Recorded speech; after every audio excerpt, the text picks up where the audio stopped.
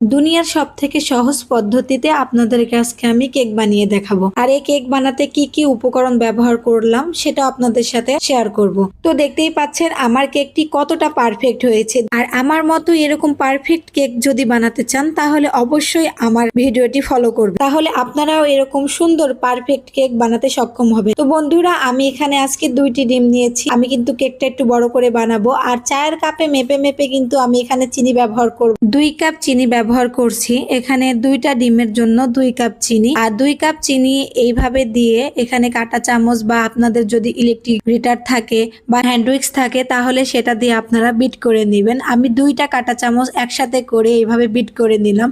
প্রায় 8 থেকে 9 মিনিট আমি বিট করে নিলাম। বিট করা শেষে দেখেন আমার এটার কালারটা কেমন এসেছে।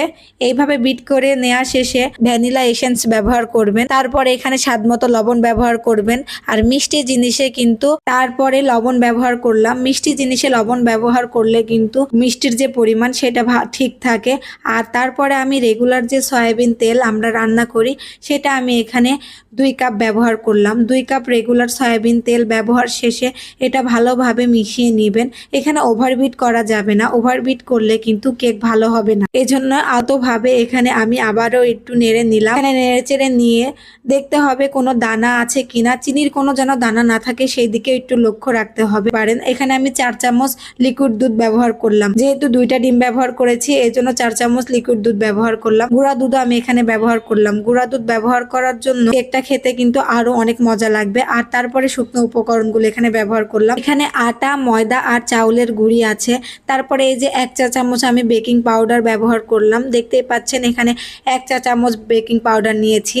আর তারপরে এই সবগুলো উপকরণ খুব ভালোভাবে চেলে নিতে হবে, এতে করে কোনো লাম্পস থাকবে না। যখন আমরা কেকের ব্যাটারটা তৈরি করব সেক্ষেত্রে কোনো ঝামেলায় পড়তে হবে না। তারপরে এই সবগুলো উপকরণ খুব ভালোভাবে মিশিয়ে নিয়ে একটি ব্যাটার তৈরি করতে হবে। আর সবগুলো উপকরণ মেজারমেন্ট যদি ঠিক থাকে তাহলে আপনাদের কেক অবশ্যই আমার মতো পারফেক্ট কেক হবে।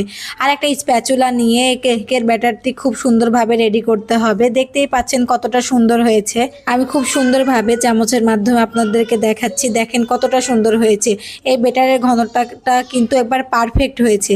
আর এই ক্ষেত্রে একটা অ্যালুমিনিয়ামের বোল নেবেন যেখানে আপনারা কেকটা বসাবেন। আমি এখানে এই কেকটা বসাবো। এখানে কিন্তু আমি পুডিং কেক দুটাই বসাই আর খুব ভালো হয়।